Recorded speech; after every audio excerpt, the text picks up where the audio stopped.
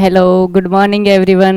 आप सब कैसे हैं? आई होप आप सब अच्छे होंगे। वेलकम टू सुख श्रेष्ठ एग्ज़ाम में आपका स्वागत है। आप जल्दी जल्दी से इस सेशन को शेयर कीजिए अपने दोस्तों के साथ। आज हम पढ़ेंगे ऋग्वैदिक काल में। कुछ पॉइंट्स रह गए थे जिन पर आज हम चर्चा करेंगे, उसके बाद हम बात करेंगे उत्तर वैदिक काल में।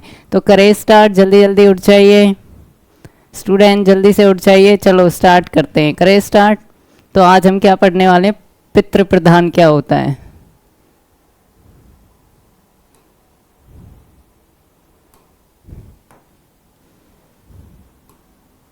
करें स्टार्ट। चलो स्टार्ट करते हैं। ऋग्वैदिक काल ये कब से कब तक है? 1500 से 1000 ईसा पूर्व। अब हम बात करेंगे पितृ प्रधान। पितृ प्रधान क्या होता है? आर्य समाज जो था वो क्या था? पितृ प्रधान समाज था। आर्य समाज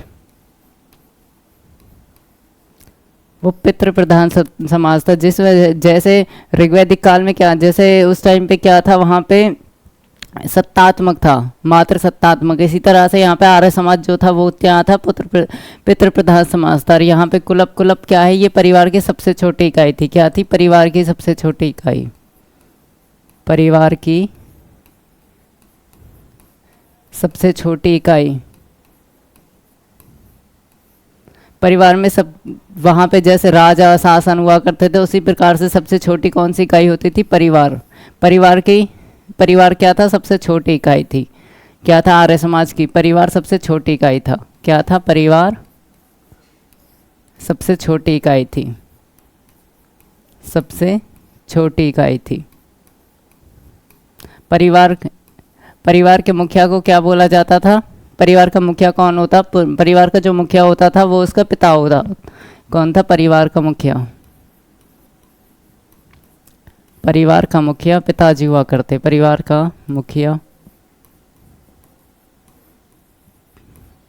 पिता होता था।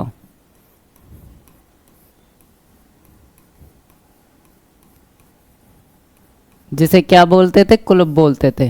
क्या बोलते थे? जिसे कुलुप बोलते हैं। तो आ गया समझ, कुलुप किसे कहते हैं? जिसे कुलुप बोलते हैं। जिसे कुलुप क्या बोलते थे? जिसे कुलुप बोलते थे।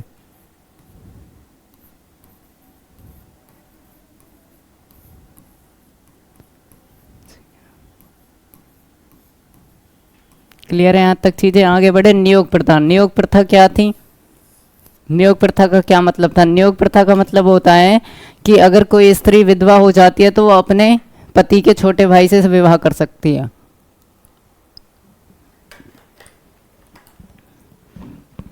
नियोग प्रथा क्या थी? आर्य समाज में क्या हुआ करता था? अगर उसका पति, स्त्री का पति मर जाए तो वो विधवा स्त्री क्या कर सकती है? वो अपने पति के छोटे भाई से शादी कर सकती है, यानी कि वो अपने देवर से विवाह कर सकती है।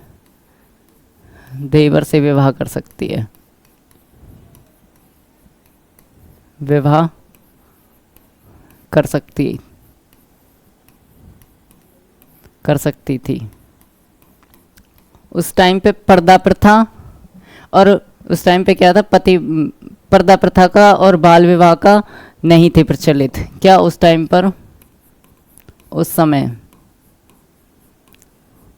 पर्दा प्रथा, पर्दा व बाल विवाह प्रथा प्रचलन में नहीं थी। बाल विवाह उस समय पर्दा व बाल विवाह प्रथा प्रचलन में नहीं थी। प्रचलन में नहीं थी। क्लियर है यहाँ तक सारी चीजें? नियोग प्रथा क्या है? अगर स्त्री का पति मर जाए या विधवा हो जाए तो वो अपने पति के छोटे भाई से शादी कर सकती है। उस टाइम पे पर्दा और बाल विवाह की प्रथा नहीं थी। उस टाइम पे स्त्रियों को स्वतंत्रता की, वो सभा और समिति में बैठ सकती थी। उस टाइम पे क्या थी स्त्रियों को? उस समय स्वतंत्रता थी। उस समय स्त्रियों को क्या थी? स्वतंत्रता। स्त्रियों को सभा और समिति में बैठने की स्वतंत्रता थी। सभा व समिति में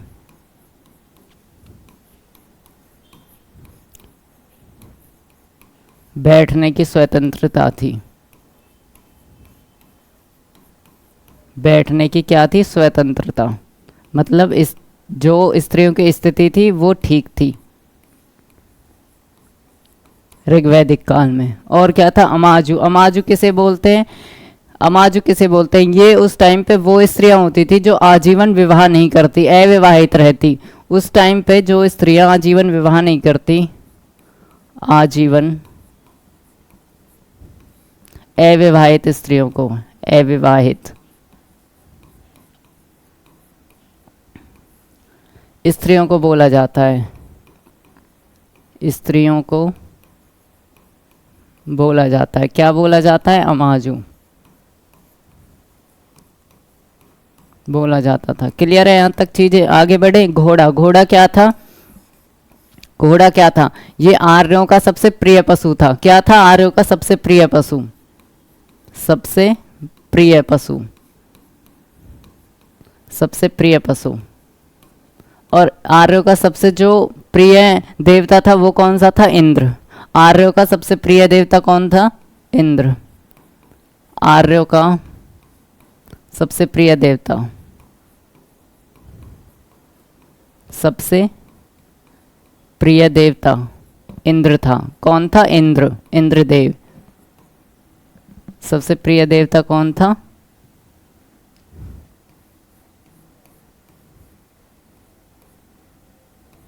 देवता इंद्र। ठीक है। श्याम अयस और कृष्ण अयस, ये क्या थे, ये धातु थे। ये किस टाइम पे प्रयोग होते, ये होते उत्तर वैदिक काल में। श्याम यस और कृष्ण अयस उस टाइम पे उत्तर वैदिक काल के, जो उत्तर वैदिक काल था उसमें आर्य को किसका, लोहे का, लोहे धातु का उन्हें नहीं पता था, वो लोहे धातु का प्रयोग नहीं जानते। तो ये श्याम अयस और कृष्ण अयस क्या थे, ये धातु थे। क्या थे, ये धातु।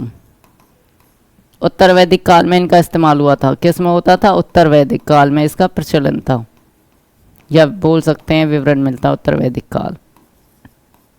लोहे के धातु से वो परिचित नहीं थे। क्या, लोहे के धातु से, लोहे के धातु का प्रयोग नहीं जानते, प्रयोग नहीं जानते थे, नहीं जानते थे। क्लियर है, यहाँ तक दिख रहा है सबको।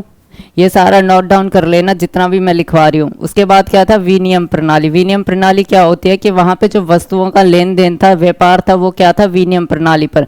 विनिमय प्रणाली क्या होती है, वस्तुओं का लेन देन। तो वहाँ पे जो वस्तु व्यवहार था वो क्या था, विनिमय प्रणाली पर, मतलब कि वस्तुओं का लेन देन था, वस्तुओं का लेन देन, वस्तुओं का लेन देन। एग्जाम्पल लेते हैं हम उनसे मसाले ले रहे हैं तो क्या दे रहे हैं, हम उनको बदले में कपास दे रहे हैं। इस तरह से वहाँ पे वस्तु विनिमय प्रणाली था, मतलब वस्तुओं का लेन देन था। पनी, पनी क्या था, विनिमय प्रणाली को जो देखता था उस वर्ग को क्या बोलते थे, पनी वर्ग बोलते थे। क्या बोलते थे, पनी वर्ग। ये क्या था, ये वर्ग था पनी वर्ग, जो वस्तुओं के ये विनिमय प्रणाली को देखता हो तो इसे क्या बोलते थे, पनी वर्ग बोलते। क्लियर है यहाँ तक सारी चीजें, किसी को कोई डाउट है। ये पितृ प्रधान समाज था। कुलप क्या था, परिवार, सबसे छोटी इकाई था, और उसके जो मुखिया होता, पिता हुआ, और उसको क्या बोलते हैं, कुलप बोलते हैं। नियोग प्रथा क्या थी, स्त्री विधवा होने के बाद अपने पति के छोटे देवर से शादी कर सकती है। अमाजु क्या है, अमाजु आजीवन अविवाहित रहने वाली स्त्रियों को बोला जाता है। घोड़ा आर्यों का सबसे प्रिय पशु था, उनका सबसे प्रिय जो देवता था वो इंद्र था। श्यामयस, कृष्णयस ये धातु थे जो आर्य वैदिक या उत्तर वैदिक काल में इस्तेमाल हुआ करते थे। विनिमय प्रणाली का वहां पे इस्तेमाल किया जाता है, प्रचलन था। पनी इस वर्ग को देखते थे। क्लियर है यहाँ तक चीजें, आगे बढ़े, कोई डाउट किसी को, आगे बढ़ते हैं, आगे बढ़े। मुंडकोपनिषद, यज्ञ की तुलना टूटी हुई नाव से की गई। मुंडकोपनिषद जो है उसमें क्या है, यज्ञ की तुलना किससे की गई है, टूटी हुई नाव से की गई है। किससे, टूटी हुई नाव से की गई है। निष्क, निष्क क्या था, निष्क क्या था, ये सिक्के और आभूषणों के लिए एक इकाई थी जो यूज किया जाता था। निष्क क्या, सोने के सिक्के, सोने के सिक्के, सोने के सिक्के व आभूषण, सोने के सिक्के आभूषण के लिए, ये आभूषण के लिए निष्क इकाई का प्रयोग किया जाता। निष्क क्या थी, ये एक इकाई थी। जिस तरह से हमारे यहाँ पे किलोग्राम होता है उसी तरह से क्या, निष्क को सोने के सिक्के और आभूषणों के लिए प्रयुक्त किया जाता था। पुरुष मेघ यज्ञ का उल्लेख शतपथ ब्राह्मण में मिलता है। पुरुष मेघ यज्ञ था, उसका जो उल्लेख है वो कहाँ मिलता है? वो मिलता है शतपथ ब्राह्मण में। कहाँ मिलता है वो? शतपथ ब्राह्मण में मिलता है। गोत्र, गोत्र क्या है? गोत्र का सबसे प्रथम जो उल्लेख मिलता है वो ऋग्वेद में मिलता है। कहाँ मिलता है? ऋग्वेद में। सर्वप्रथम उल्लेख, सर्वप्रथम उल्लेख कहाँ मिलता है? सर्वप्रथम उल्लेख तो ये ऋग्वेद में मिलता है। अरण्य, अरण्य कौन थी? ऋग्वेद में। गोत्र का सबसे सर्वप्रथम उल्लेख कहाँ मिलता है? ऋग्वेद में मिलता है। पुरुष में एक यज्ञ का उल्लेख शतपथ ब्राह्मण में मिलता है। निष्ठ क्या था? सोने के सिक्के और आभूषणों के लिए एक इकाई थी जिसका प्रयोग किया जाता। मुंडको उपनिषद में यज्ञ की तुलना टूटी हुई नाप से की गई है। क्लियर है यहाँ तक सारी चीजें? किसी को कोई डाउट है? जल्दी से कमेंट करके बताइए अगर किसी को कोई डाउट है तो।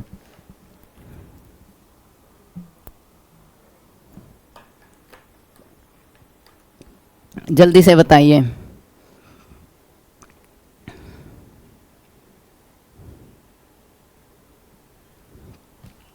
बताओ, अरण्य क्या थी? ये जंगल की देवी थी, ये जंगल की देवी,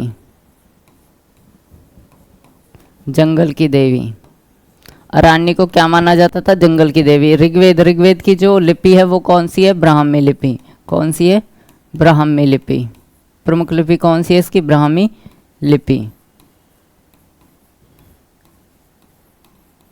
क्लियर है यहाँ तक सारी चीजें? कोई डाउट किसी को?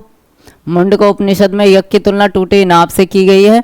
निष्क सोने के सिक्के और आभूषणों के लिए प्रयुक्त एक इकाई होती थी। पुरुष में यज्ञ का उल्लेख शतपथ ब्राह्मण में मिलता है। गोत्र ऋग्वेद में सर्वप्रथम इसका उल्लेख मिलता है। अरण्य क्या थी? ये जंगल की देवी थी। ठीक है, और क्या है? इसकी जो ऋग्वेद की लिपि थी वो कौन सी थी? ब्राह्मी। यहाँ तक क्लियर है सारी चीजें? किसी को कोई डाउट? डाउट है तो जल्दी से बताइए, फिर आगे बढ़ते हैं। आगे बढ़े?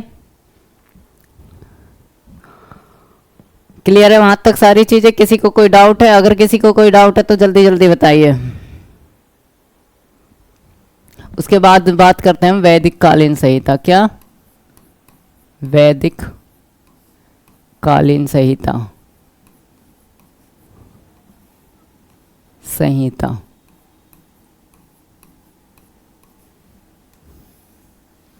इसमें क्या क्या था? हम एक टेबल बनाएंगे। यहाँ पे आपके वेद हो गए।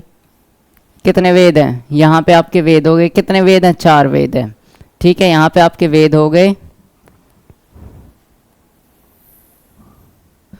वेद हो गए। उसके बाद क्या? ब्राह्मण। उसके बाद क्या था? ब्राह्मण। उसके बाद आरण्यक।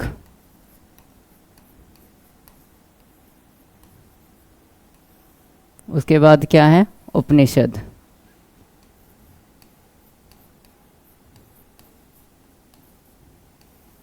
क्लियर है?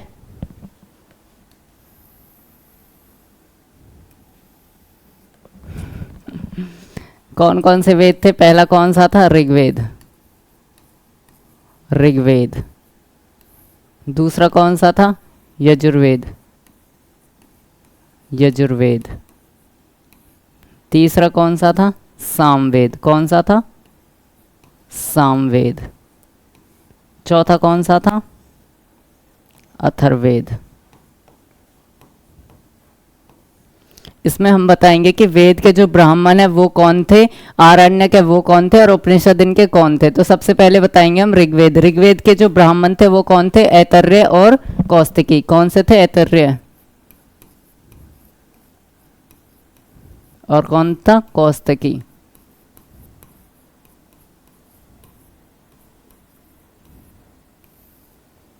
और इसके जो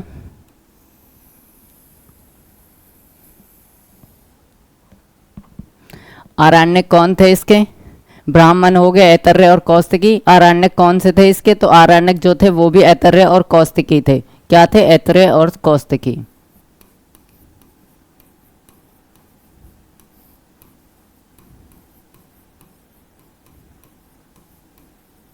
क्लियर है यहाँ तक सारी चीजें? ऐतरेय और कौस्तिकी। इन सबको नोट डाउन कर लेना, मैं आपको लिखवा रही हूँ। ये टेबल बना लेना, इस तरह से क्वेश्चन आ जाए कि ऋग्वेद का ब्राह्मण कौन सा, आरण्यक कौन सा, उपनिषद कौन सा है, तो ये आप सारी टेबल बना लेना। ठीक है? इसके उपनिषद कौन थे? इसके उपनिषद भी ऐतरेय और कौस्तिकी थे। और क्या कौस्तकी।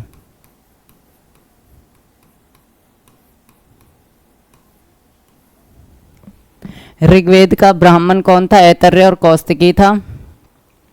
इसका आरण्यक ऐतरेय कौस्तकी था और उपनिषद ऐतरेय कौस्तकी था। क्लियर है। अब हम बात करेंगे यजुर्वेद की। यजुर्वेद का कौन सा था? तांड्य और जैमिनीय। कौन सा था? तांड्य, तांड्य, जैमिनीय।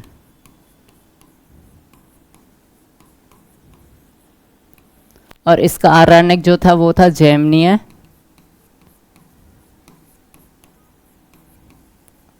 छांदोग और आरण्यक कौन सा था? यहां लिख देते हैं।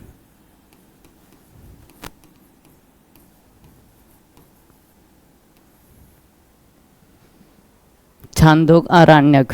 ठीक है, यहां तक क्लियर है चीजें?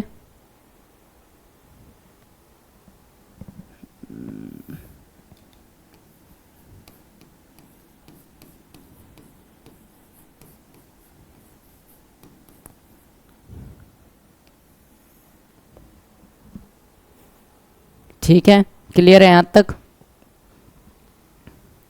इसका क्या था? जैमिनीय और छांदोग्य आरण्यक। क्लियर है यहां तक?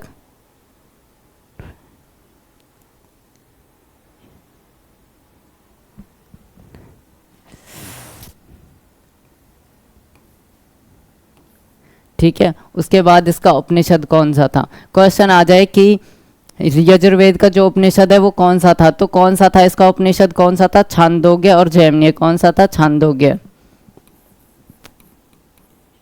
छांदो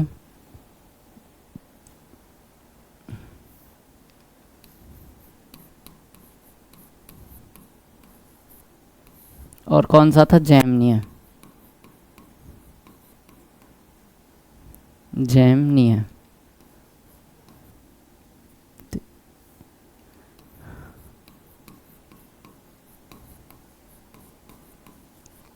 क्लियर है यहां तक सारी चीजें?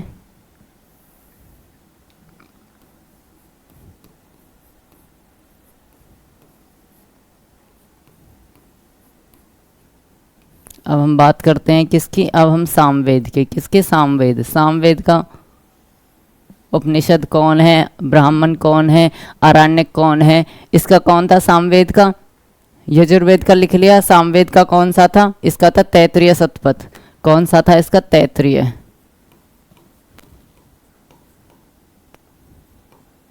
और कौन सा था? शतपथ। इसका ब्राह्मण को, इसका आरण्यक कौन सा था? तैत्तिरीय ही था। और क्या था? शतपथ।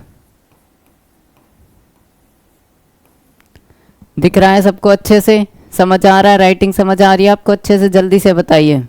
दिख रहा है? दिख रहा है सबको?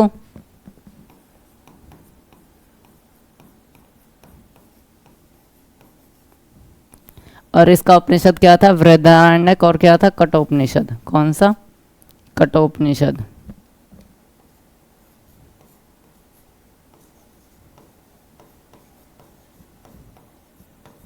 कठोपनिषद। क्लियर है? यहां तक दिख रहा है सबको? आगे बढ़े। सामवेद हो गया आपका। अब बात करते हैं हम किस पर? अब बात करते हैं हम अथर्ववेद।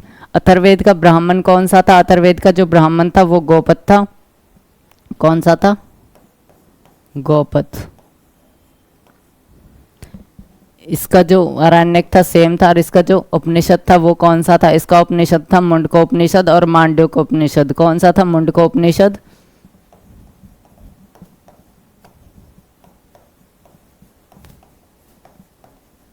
मुंडकोपनिषद। और क्या था? मांडव्योपनिषद।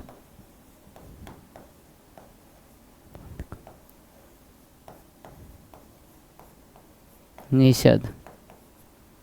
दिख रहा है सबको? चीजें क्लियर दिख रही है? साइड हो जाती हूँ, जल्दी से इसका स्क्रीनशॉट ले लीजिए।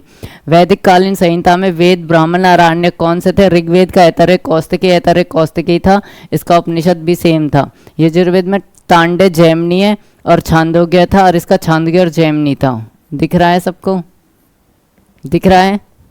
सामवेद में तैत्तिरीय शतपथ था। इसमें तैत्तिरीय शतपथ और क्या था? बृहदारण्यक। और क्या था? कठोपनिषद। उसके बाद क्या था, अथर्ववेद में गौपद था, सेम रहेगा मुंडको उपनिषद और मांडक्य उपनिषद। क्लियर है यहाँ तक सारी चीज़ें? किसी को कोई डाउट है? कोई डाउट है तो जल्दी से बताइए, उसके बाद हम बात करते हैं आगे। क्लियर है यहाँ तक? आगे बढ़े, आगे बढ़ते हैं। तो हम बात करेंगे कि उस टाइम में जो ऋग्वैदिक काल में देवता थे वो कौन सा देवता किस चीज़ का था, इस चीज़ पे बात करेंगे हम। क्लियर है यहाँ तक सारी चीज़ें? आगे बात करें हम, ठीक है। देवता, यहाँ पे क्या था, देवता, इस पे क्या था, संबंध। किस देव का किस चीज से संबंध था? कौन कौन से देव थे, जल्दी से बताओ कौन कौन से देव थे? इंद्रदेव हो गया, सोमदेव हो गया, अग्निदेव हो गया, इन सब का क्या काम था? पूषण देव हो गया। तो आज हम इसी चीज पे चर्चा करेंगे कि किस देव का किसके साथ क्या संबंध था। ठीक है, करें स्टार्ट? रेडी हो? चलो स्टार्ट करें, करें स्टार्ट। लिखो जल्दी से। इंद्रदेव, इसका क्या काम था इंद्रदेव का? इंद्रदेव क्या करता था? इतनी बार बताया क्या करता था इंद्रदेव, बताओ जल्दी से। इंद्रदेव युद्ध का नेता और स्वर्ग का देवता भी बोल सकते हैं इसको। क्या था? युद्ध का देवता या स्वर्ग का देवता।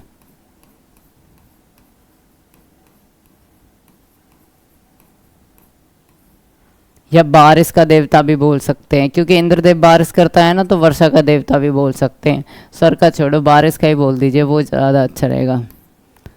वर्षा का देवता, वर्षा का देवता किसको बोलते हैं? इंद्रदेव को बोलते हैं। आगे हम बात करेंगे अग्निदेव। अग्नि, अग्नि का क्या काम था? ये मनुष्य और देवता के बीच मध्यस्थता का काम करता था, मतलब कि उनके जो बीच का संबंध था उसका काम करता था, मीडिएटर। ये क्या था? मनुष्य व देवता,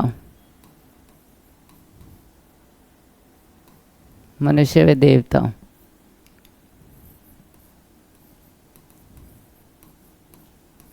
देवता के मध्यस्थता का काम करता था।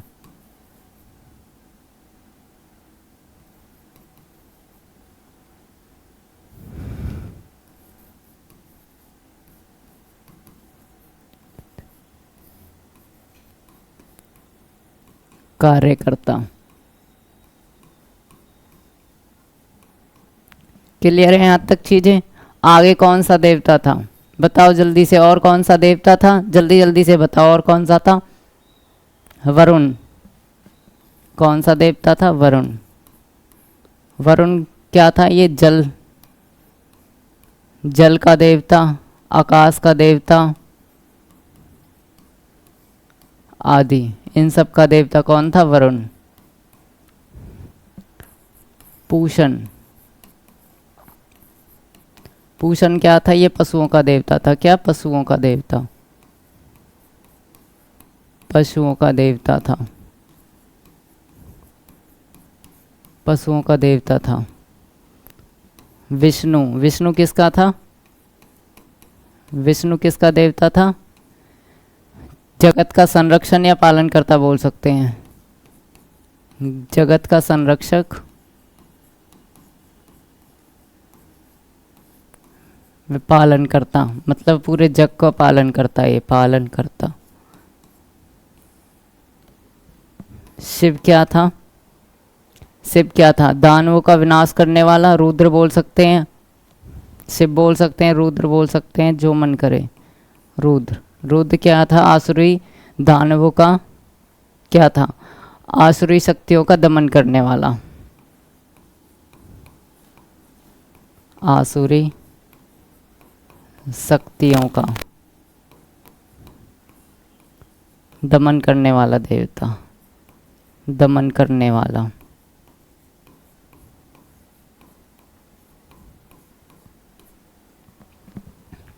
इंद्र युद्ध का देवता है, वर्षा का देवता बोल सकते हैं। अग्नि मनुष्य और देवता के मध्यस्थता का काम करता। वरुण जल आकाश या सूर्य का देवता बोल सकते हैं। पूषण क्या था? पशुओं का देवता। विष्णु क्या था? जगत का संरक्षण व पालन करता है। रुद्र क्या था? आसुरी शक्तियों का देवता। और क्या था? अश्वनी, अश्वनी क्या था? विपत्तियों को हराने वाले देवता था। उषा क्या थी? विपत्तियों को हरना, उषा क्या थी? प्रगति और उत्थान का। तो क्या था? उषा, उषा देवी थी, वो क्या थी? उषा प्रगति और उत्थान की, प्रगति व उत्थान की देवी, उत्थान की देवी। अश्वनी क्या था?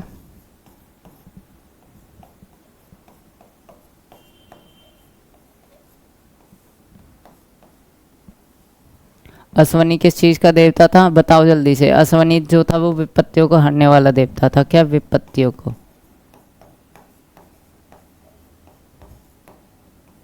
विपत्तियों का देवता था।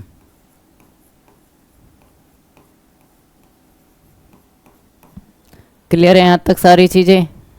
कि इंद्र, अग्नि, वरुण, पूषण, विष्णु, रुद्र, उषा, अश्वनी, यहाँ तक चीज़ें क्लियर हैं? जल्दी से नोट डाउन कर लीजिए। और भी देवता हैं जिनके बारे में हम लिखवाएंगे, आप जल्दी से जल्दी यहाँ नोट डाउन कर लीजिए। दिख रहा है सबको? मैं साइड हो जाती हूँ, जल्दी से या तो स्क्रीनशॉट ले लीजिए या फिर लिख लीजिए, जैसा आपको अच्छा लगे वो करिए। आगे हम बात करते हैं, और भी देवता हैं अभी हमारे। सोम रह गया, होत रह गया और मरुत रह गया। मरुत किस चीज़ का था? वो आंधी तूफान का देवता था। सोम जो था वो वनस्पति देवता था, और होत था वो आकाश का देवता था। तो जल्दी से लिख लीजिए, ठीक है? आगे बढ़े।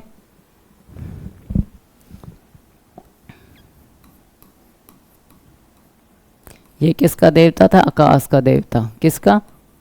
आकाश, आकाश का देवता था।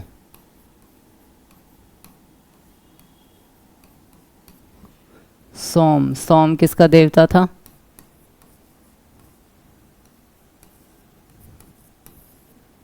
वनस्पति,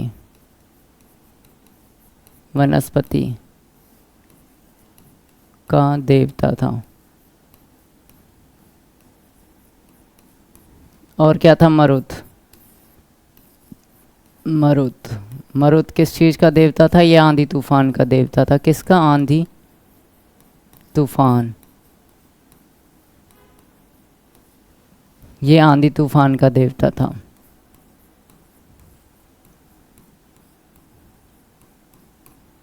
क्लियर है यहाँ तक सारी चीजें? जितने भी देवता थे मैंने सारे आपको लिखवा दिए हैं, ये जल्दी से नोट डाउन कर लीजिए। होत किसका? आकाश का देवता, सोम वनस्पति का, और मरुत आंधी तूफान का। अब हम बात करते हैं ऋग्वैदिक, उत्तर वैदिक संस्कृति। आगे हम बात करते हैं उत्तर वैदिक संस्कृति। ये कब से कब तक थी? ये 1000 से 600 ईस्वी पूर्वी तक थी। कौन सी? ये उत्तर वैदिक संस्कृति। इसका इतिहास कहाँ से मिलता है? यजुर्वेद, सामवेद, अथर्ववेद और ब्राह्मण ग्रंथ, आरण्यक, उपनिषद ग्रंथों पर आधारित है। ये उत्तर वैदिक संस्कृति वर्ण जन्म के आधार पर निर्धारित था। यहाँ पर जो जन्म था वो क्या था? वर्ण के आधार पर हो गया था। मतलब कि जिस वर्ण में जो जन्म लेगा उसी वर्ण में उसको रखा गया था। जैसे ऋग्वेद काल में व्यवसाय या रंग के ऊपर वर्ण में रखा गया था, यहाँ पे जन्म के आधार पर रखा गया था। किस पर? जन्म के आधार पर। लोहे के हथियार, यहाँ कहाँ क्या था? लोहे के हथियारों का प्रयोग क्या था? नहीं जानते थे लोग। एक सेकेंड,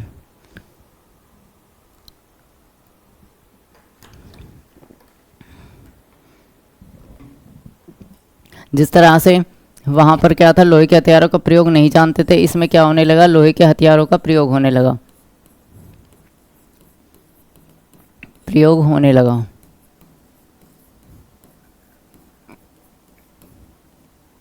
क्लियर है यहाँ तक सारी चीजें? वर्ण जन्म के आधार पर निर्धारित होने लगा, लोहे के हथियारों का प्रयोग होने लगा। गंगा यमुना दोआब, इसका जो विस्तार था, इसका विस्तार कहाँ से कहाँ तक था? इसका विस्तार, इसका जो विस्तार था वो कहाँ से कहाँ तक होने लगा? वो गंगा यमुना और दोयाब तक था इसका जो विस्तार था इस सभ्यता का।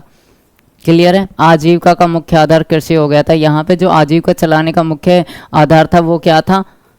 कृषि। यहाँ पे कृषि का मुख्य आधार हो गया था। व्यवसाय क्या था? कृषि का हो गया। शतपथ ब्राह्मण, कृषि इसका मुख्य आय का स्रोत हो गया था। यहाँ पर कृषि की जाती थी। जिस तरह से ऋग्वैदिक काल में कृषि थी, इसी तरह से यहाँ पे आजीविका का मुख्य आधार क्या था? कृषि था। शतपथ ब्राह्मण, शतपथ ब्राह्मण क्या है कि शतपथ ब्राह्मण में क्या है? कृषि की 4 प्रक्रियाएं, 4 क्रियाएं बोल सकते हैं, प्रक्रिया बोलते हैं। 4 क्रियाओं का वर्णन मिलता है, 4 क्रियाओं का वर्णन मिलता है या उल्लेख मिलता है।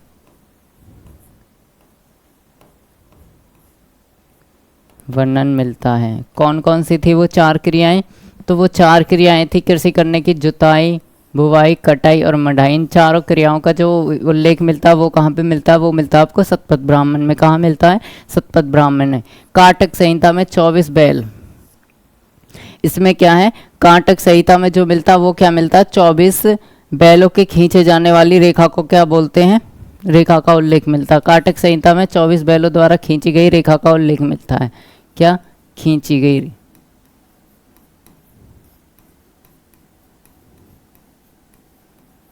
रेखा का उल्लेख मिलता है,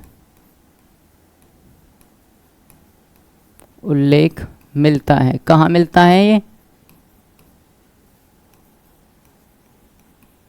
कहाँ मिलता है, काटक संहिता में। हल को सिर और सिरे, हल को सिर एवं हल रेखा को क्या, सीता कहा जाता था। उस टाइम में कहा था, क्या था उस टाइम में, हल को सिर कहा जाता और हल रेखा को क्या कहा जाता था, सीता कहा जाता।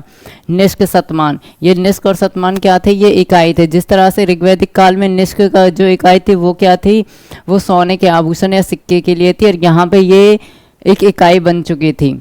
क्या, किस चीज़ की इकाई बन चुकी थी, ये मुद्रा की इकाई बन चुकी थी। वहाँ पे जो भी लेन देन होता था इस इकाई पे होता, निष्क और शतमान। जिस तरह से वहाँ पे आभूषणों और सोने के सिक्कों को निष्क बोला जाता था, इसी तरह से यहाँ पे निष्क और सतनाम बोला जाता था। इसको क्या बोला जाता था, सतनाम बोला जाता। क्लियर है। प्रजातांत्रिक संगठनों में सभा समिति तो बनी रही, किंतु विधत का अस्तित्व समाप्त हो गया। इसमें क्या था, सभा और समिति तो बनी रही, किंतु विधत का अस्तित्व समाप्त हो गया था। विधत क्या थी, ये आर्यों की एक प्राचीन संस्था थी। क्या थी ये, आर्यों की प्राचीन संस्था थी, आर्यों की प्राचीन संस्था थी विधत।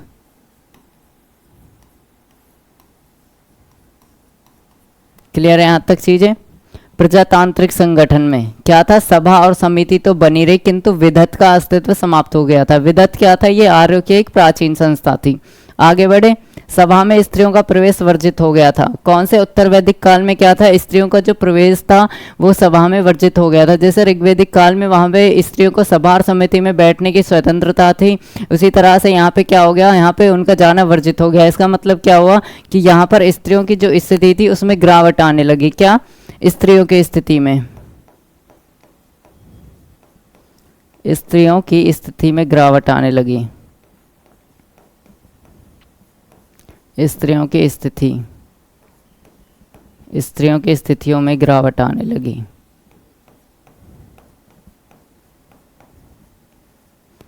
गिरावट आने लगी और उनकी स्वतंत्रता जो थी वो भी कम होने लगी, आने लगी।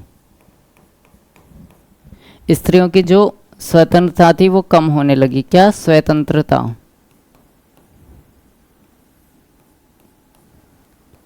कम होने लगी। कब, उत्तर वैदिक काल में होने लगी थी।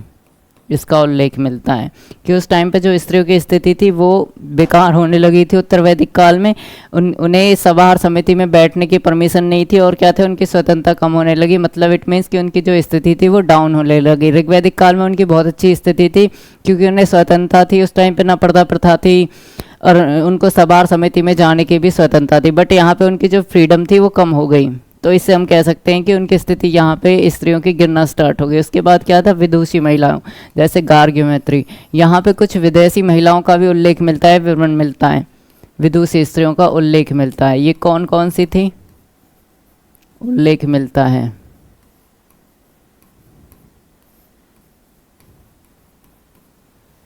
ये कौन कौन सी थी, ये थी गार्गी, मैत्री आदि, ये सारी स्त्रियां हैं जिनका उल्लेख मिलता है। इस काल में गोत्र प्रथा का स्थापित हो गई थी। इस काल में, उत्तर वैदिक काल में क्या हुआ था, उत्तर वैदिक काल में गोत्र प्रथा समाप्त मतलब स्थापित हो गई थी। पहले गोत्र प्रथा नहीं थी, बट यहाँ पे उत्तर वैदिक काल आते आते क्या हो गया था, गोत्र प्रथा स्थापित हो गई थी।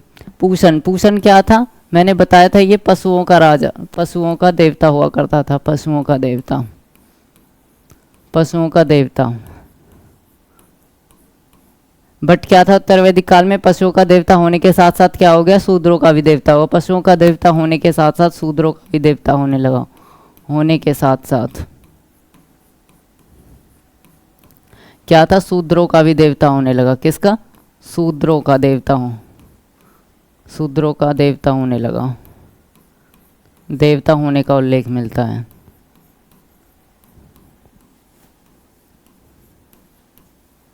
उल्लेख मिलता है। क्लियर है यहाँ तक सारी चीजें। पूषण कौन था? ये पहले पशुओं का देवता था, उसके साथ साथ क्या होने लगा, उत्तर वैदिक काल में इसे शूद्रों का देवता भी मानने लगे। ठीक है। उपनिषदों में स्पर्श यज्ञों और कर्मकांडों की निंदा की गई थी और ब्रह्म की एकमात्र सत्ता स्वीकार की गई थी। इसका मतलब क्या था? उपनिषदों में क्या था?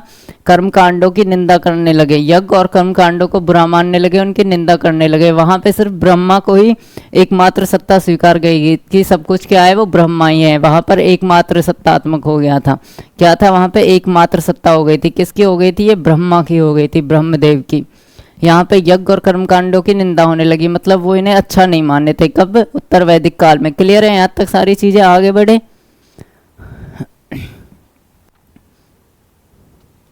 क्लियर है यहाँ तक चीजें? कोई डाउट है किसी को? अगर किसी को कोई डाउट है तो वो जल्दी से बताएं और मुझे कमेंट करके बताएं जल्दी जल्दी से, अगर किसी को कोई डाउट है तो। उत्तर वैदिक काल आपका यहीं पे समाप्त होता है, यहीं पे आपका समाप्त होता है उत्तर वैदिक काल। अगर किसी को यहाँ तक कोई डाउट है तो जल्दी से बताइए, मुझे जल्दी जल्दी बताइए। अगर किसी को कोई डाउट है तो मैं साइड हो जाती हूँ। जल्दी से बताइए, अगर यहाँ तक किसी को कोई डाउट है तो जल्दी जल्दी बताइए मुझे। किसी को कोई डाउट है? आगे बढ़े। वेदों को जानने के लिए 6 वेदांगों की रचना हुई। कितने? 6 वेदांगों की रचना हुई वेदों को जानने के लिए।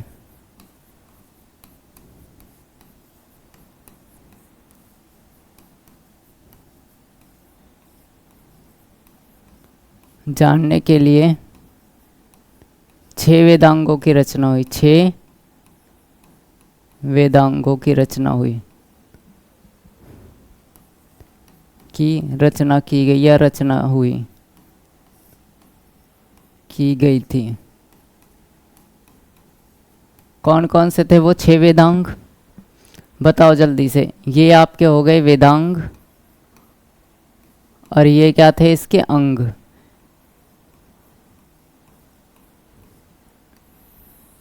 कौन से थे 6 वेदांग? शिक्षा। दूसरा कौन सा था? कल्प। तीसरा कौन सा था? व्याकरण। चौथा वेदांग कौन सा था? निरुक्त। पांचवा कौन सा था? बताओ जल्दी से। ये 6 वेदांग थे। दिख रहा है आप सबको अच्छे से? अगर किसी को नहीं दिख रहा है तो जल्दी से बताओ मुझे। सबको अच्छे से दिख रहा है?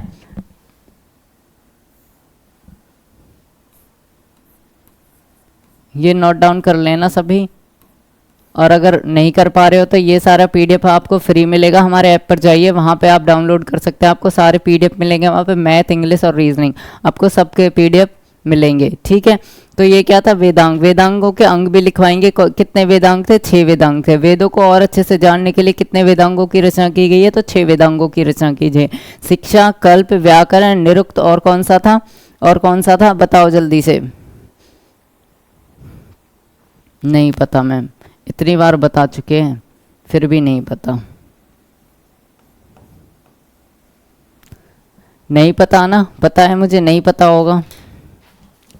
नहीं पता, कोई बात नहीं, नहीं पता तो इस बार अच्छे से याद कर लेना। ज्योतिष हो गए 6। शिक्षा, कल्प, व्याकरण, निरुक्त, छंद और ज्योतिषी, ये क्या है? आपके वेदांग। इनके अंग क्या है? शिक्षा का जो अंग है वो क्या है? कल्प का जो वेदांग है वो क्या रहेगा? व्याकरण का जो वेदांग है वो क्या रहेगा? वो सब हम आपको बताएंगे। ठीक है। लिखें, यहाँ तक नोट डाउन कर लिया आप सबने? आगे बढ़े, बढ़े आगे। चलो आगे बढ़ते हैं। शिक्षा का क्या था? नाक था। निरुक्त का कान था। शिक्षा का क्या था? नाक हो गया। जल्दी जल्दी से लिखो, जल्दी जल्दी। शिक्षा क्या क्या था? नाक। कल्प का क्या था? जल्दी जल्दी से लिख लो सारी चीजें। मैं बोर्ड पे लिखवा रही हूँ फिर भी तुमसे लिखी नहीं जा रही हैं, जल्दी से लिखो।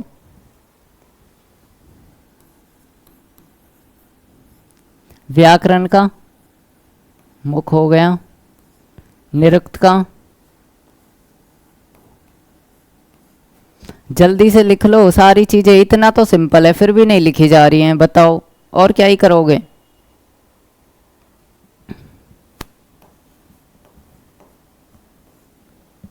छंद का क्या हो गया? बताओ। ये नेत्र हो गया। उसके बाद क्या है? बताओ जल्दी से।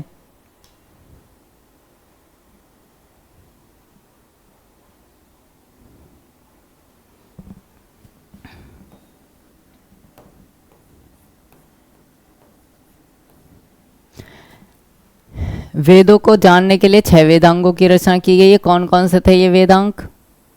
ये अंग रहेंगे उनके। वेदांग कौन से थे? 6। शिक्षा, कल्प, व्याकरण, शिक्षा, कल्प, व्याकरण, निरुक्त, छंद, ज्योतिष, ये रहेंगे इनके अंग। क्या थे इनके अंग? थे शिक्षा का जो अंग था वो नाक था, कल्प का जो अंग था वो हाथ था, व्याकरण का मुख था और निरुक्त का कान हो गया। निरुक्त का क्या था? कान। निरुक्त का कान था। छंद का पांव हो गया और क्या था? ज्योतिष का नेत्र हो गया। ये इसके अंग हो गए। क्लियर है यहाँ तक चीज़ें? किसी को कोई डाउट है? अगर किसी को कोई डाउट है तो जल्दी से बताइए। मैं एक बार सारी चीज़ें रिवाइज करवा देती हूँ आपको, जिससे कि आपको सारी चीज़ें याद रहेंगी। आज हमने क्या क्या पढ़ा है?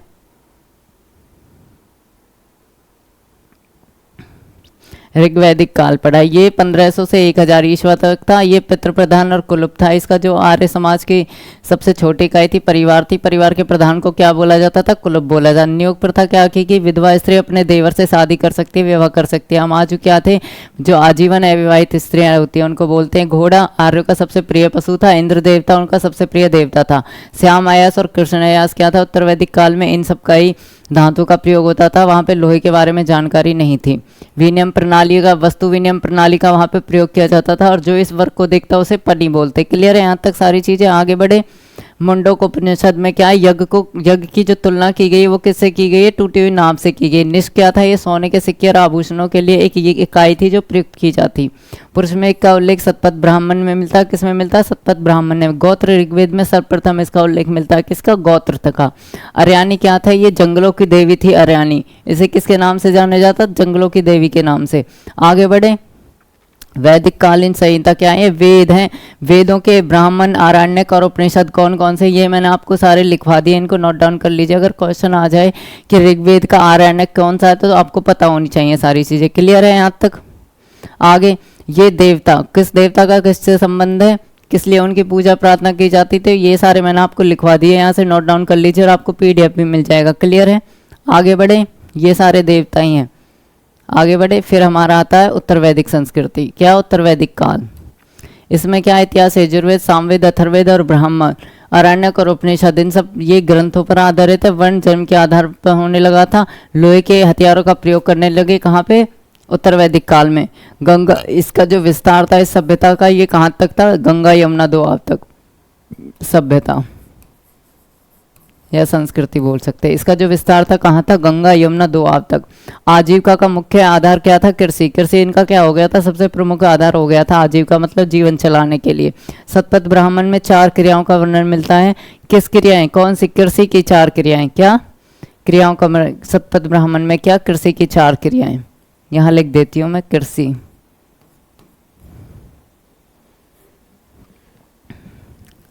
कृषि की। क्लियर है? 4 क्रियाओं का वर्णन मिलता। कौन सी?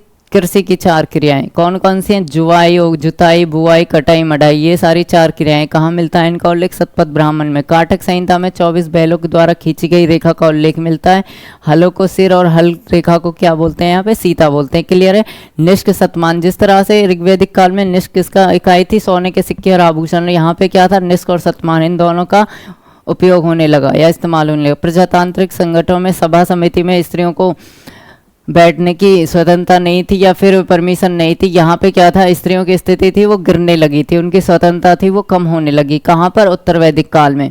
सभा में जाना उनका क्या कर दिया था? वर्जित कर दिया था, उन पे बैन लगा दिया। ठीक है? विदुषी महिलाएं जैसे गार्गी, मैत्री, ये सारी क्या थी? उत्तर वैदिक काल में थी। इसी काल में क्या था? गोत्र प्रथा। जैसे आज के टाइम में हमारी जो सरनाम होता है तो इसी का जो स्थापित हुआ था ये कहाँ से हुआ था? उत्तर वैदिक काल में हुआ था। उपनिषदों में स्पष्टतः यज्ञ और कर्म कांडों की निंदा की गई, उनको अच्छा नहीं बताया गया। वहाँ पे ब्रह्मा को ही एकमात्र सत्ता स्वीकार की गई है। किसकी? ब्रह्मा देवता की। ब्रह्म देवता की सत्ता वहाँ पे स्वीकार की गई थी। कहाँ पे? उत्तर वैदिक काल में। वेदांगों के छानने के लिए बहुत अच्छे से 6 वेदांगों की रचना की है। वे वेदांग कौन कौन से हैं? 6 ये सारे, और उनके अंग कौन से हैं? ये सारे इनके अंग हैं। क्लियर है यहाँ तक सारी चीज़ें? किसी को कोई डाउट है? अगर किसी को कोई डाउट है तो आगे बताइए मुझे, आप मुझे कमेंट करके बता सकते हैं। क्लियर है यहाँ तक चीज़ें? ख़त्म करें? चलो आज की क्लास हम यहीं पे ख़त्म करते हैं। कल हम आगे पढ़ेंगे, क्या टॉपिक रहेगा वो अपडेट आपको मिल जाएगी। आप जल्दी से जल्दी इस सेशन को शेयर कीजिए अपने दोस्तों के साथ, लाइक कमेंट कीजिए और हमारे चैनल को सब्सक्राइब कीजिए, जिससे कि आपको सारी अपडेट टाइम टू टाइम मिलती रहे। और अपना बहुत अच्छे से ध्यान रखिए और बहुत अच्छे से पढ़िए। ठीक है, चलते हैं फिर, कल मिलते हैं इसी टाइम पर।